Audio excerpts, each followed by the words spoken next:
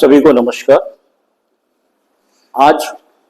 हमारा एक press conference आयोजित करने का मतलब यह था कि जैसा एचआरएस कुछ मुद्दे को रेस की थी, उसमें से कुछ जो है वो इम्प्लीमेंट हो चुकी है। इसके लिए मैं हमारे अंडमान निकोबार एडमिनिस्ट्रेशन और हमारे मेंबर ऑफ पार्लियामेंट को बहुत बहुत धन्यवाद देता हूं। जैसा पहला पॉइंट,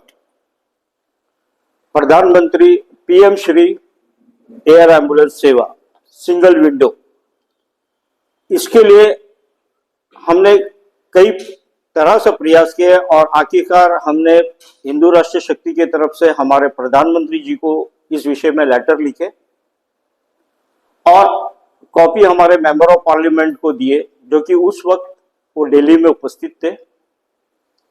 वो लेटर के अंतर्गत हमारे प्राइम मिनिस्टर जी ने इस पे गौर किया और इमीडिएटली एक्शन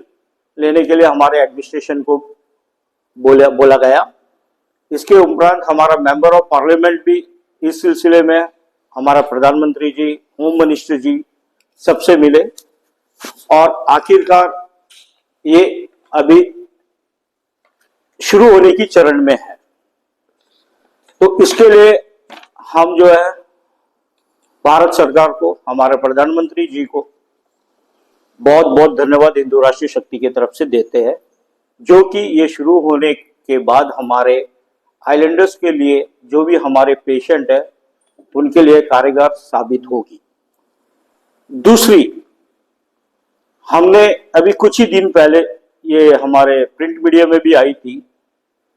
पोर्टेबल एक्सरे के ऊपर लिखी थी।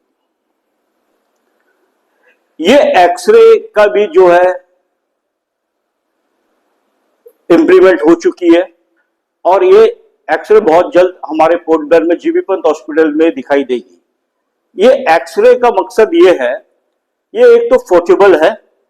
दूसरा इनका मेंटेनेंस कॉस्ट बहुत कम है और तीसरी सबसे बड़ी बात यह है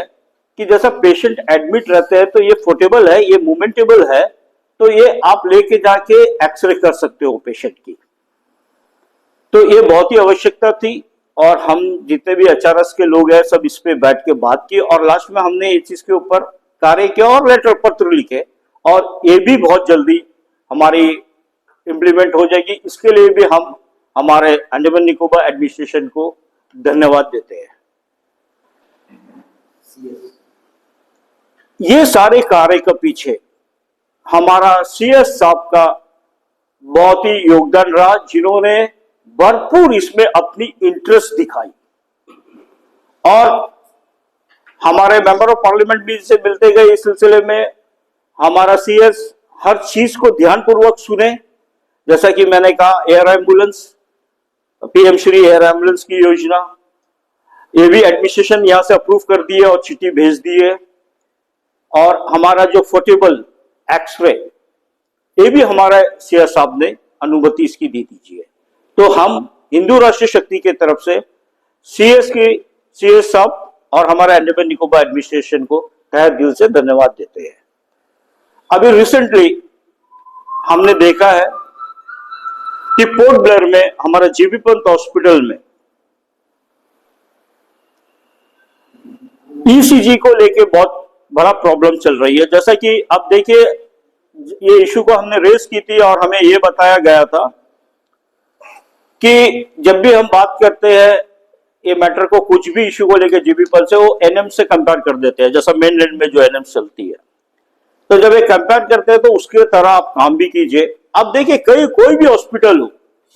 ईसीजी का जो भी स्टाफ रहता है 24 आवर्स ऑन ड्यूटी में रहता है, पर यहां में हम हमारा जीबी पंत हॉस्पिटल बोलिए या एनएम्स में बोलिए, जब पेशेंट आती है और जब उनको ईसीजी कराना होता है तो जीबी पंत से गाड़ी जाती है हमारा ईसीजी का बंदा को लेने के लिए, स्टाफ को, और वो आके तब ईसीजी करता है। तो मुझे ये समझ में आज तक नहीं आई कि जब जीबी पंत का डायरेक्टर हो या सेक्रेटरी हेल्थ, अभी तो एक नई सेक्रेटरी मैडम आई है जो कि बहुत ही अच्छे से ध्यान दे रही है, इससे पहले जो हमने इशू उठाई थी उसमें ये रखी थी ये जब भी बोलते हैं तो एएनएम से कंपेयर कर देते हैं, मगर काम तो कुछ भी उसके साथ उसकी तरह तो करते ही नहीं है। अभी हमारा रिसेंटली आप जीबी पर चले जाइए, वहां पार्किंग का सेवा आपको मिलेगी नहीं, गाड़ी आप पार्क नहीं कर सकते हो।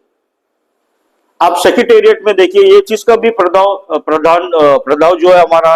हिंदू राष्ट्र शक्ति की तरफ से रखा गया था। आप सेक्रेटेरिएट में देखिए, आपका parking place round round round करके ऊपर बनी हुई है।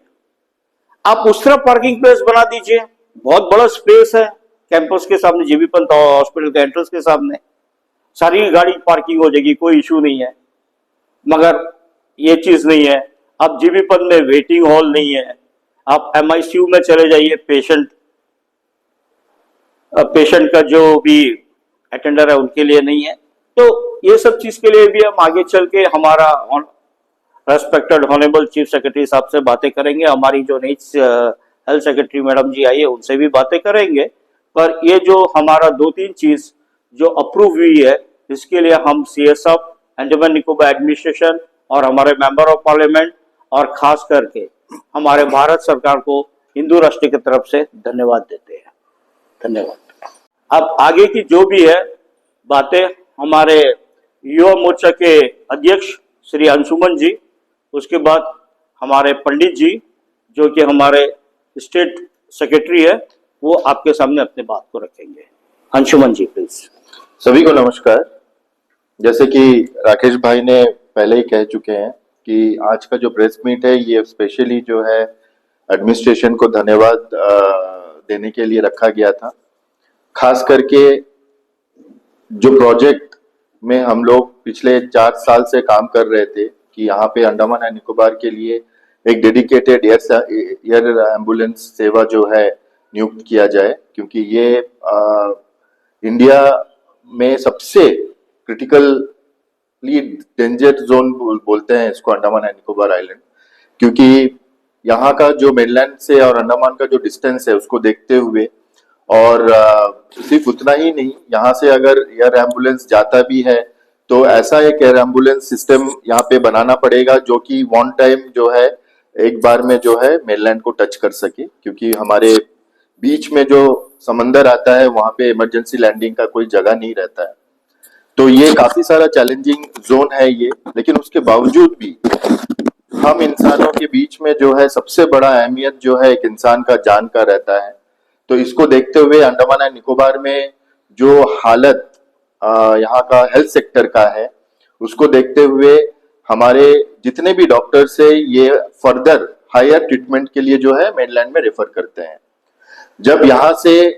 ट्रीटमेंट ना होने के कारण अगर मेनलैंड में जाना पड़ता है तो हमारे लिए सुविधा भी वैसा ही होना चाहिए जैसा कि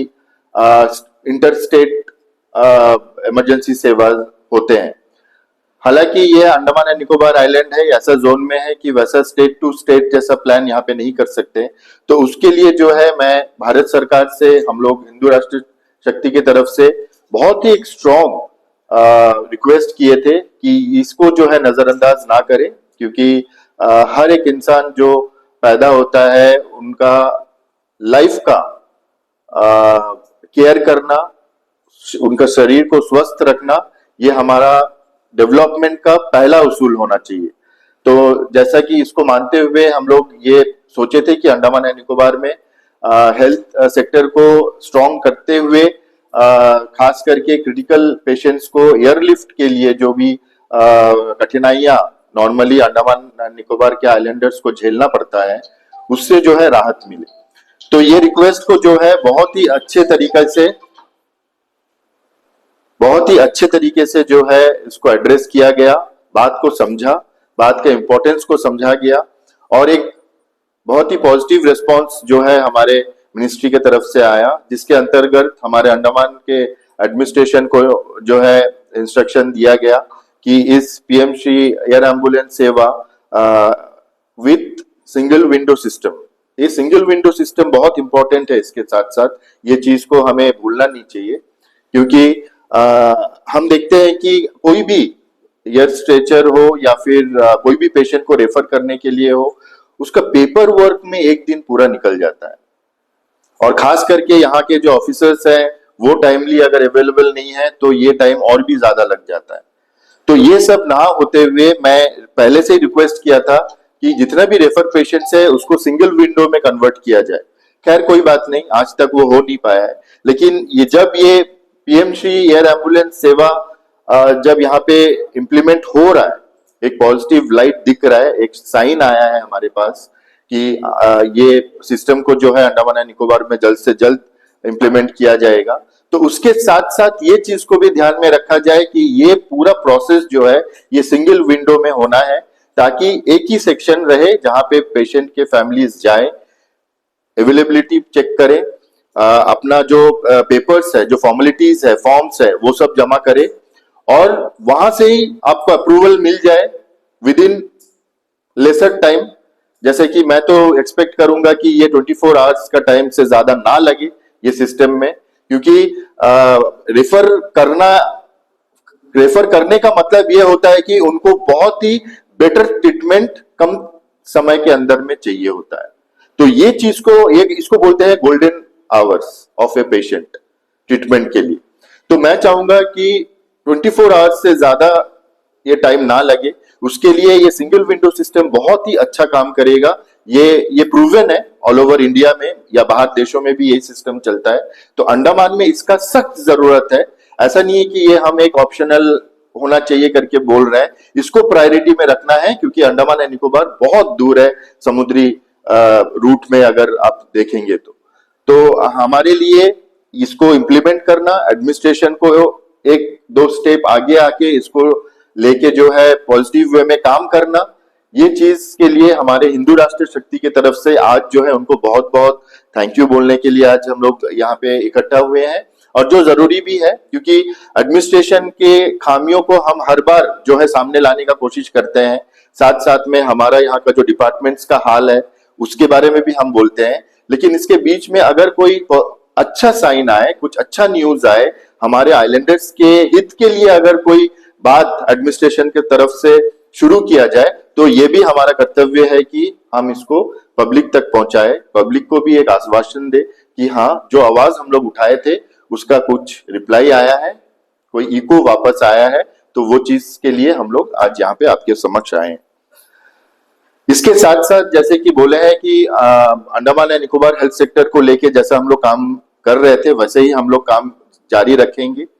और उसके तहत जो है पार्किंग सिस्टम को लेके भी एक इशू जो है हम लोग उठाए थे, इसको लेके भी आगे बढ़ेंगे और इसके प्रोग्रेस जैसा जैसा होगा आपके समक्ष आके हम लोग रखेंगे।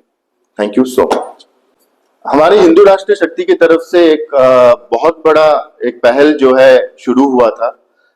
कम से कम 3 साल पहले, जो कि हमारे हिंदू भाइयों के लिए और हमारे सनातनियों के लिए जो है ये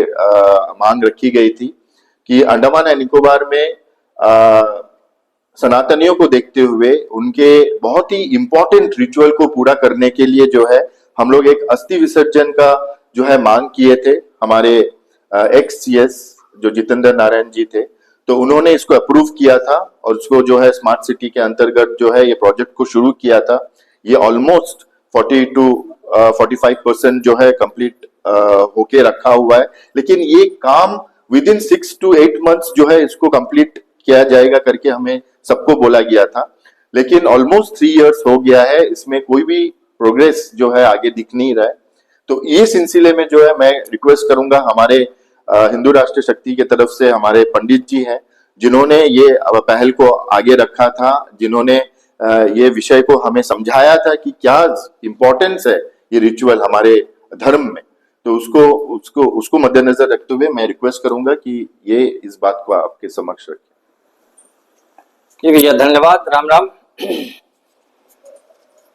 अभी हमारे भाई बताए कि विगत